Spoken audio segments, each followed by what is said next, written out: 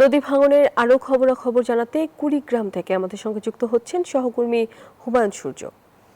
সূর্য, আমাদেরকে জানাবেন যে কুড়িগ্রামে তিস্তার সর্বশেষ কি তথ্য রয়েছে আপনার কাছে?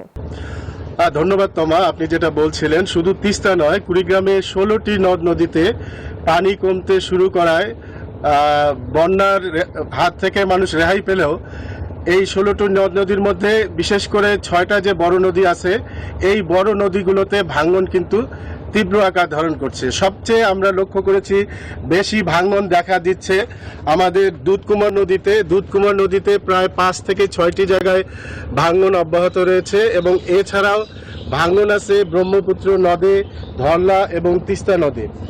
এই কয়েকটি নদে প্রায় 20 থেকে 25টি জায়গায় ভাঙন আছে বলে আমরা স্থানীয়দের কাছে জানতে পেরেছি। তবে আমাদের পানি উন্নয়ন বোর্ডের নির্বাহী প্রকৌশলী আমাদেরকে জানিয়েছে যে কুড়িগ্রামে প্রায় 23টি জায়গায় ভাঙন রয়েছে এবং এই 23টি জায়গায় গুরুত্বপূর্ণ বিবেচনা করে তারা জিও ব্যাগ দিয়ে ভাঙন ঠেকানোর চেষ্টা করছে। যেহেতু তাদের স্থায়ী কোনো প্রকল্প নাই, এই কারণে এই জায়গাগুলো প্রোটেকশন দেওয়ার কোনো ব্যবস্থা নাই।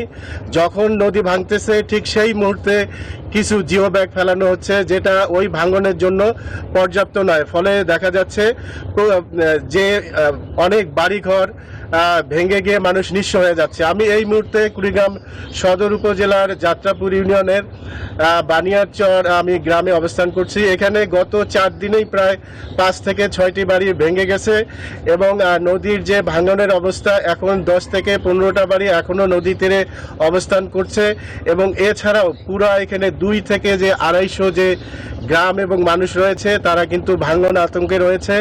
এখানে পানি উন্নয়ন বোর্ড থেকে কিছু জিও ব্যাগ রাখা হয়েছে এবং এই জিও ব্যাগগুলো যখনই ভাঙতেছে তখনই তারা সেখানে ফেলতেছে। এই ছিল কুড়িগ্রাম থেকে সর্বশেষ অবস্থা।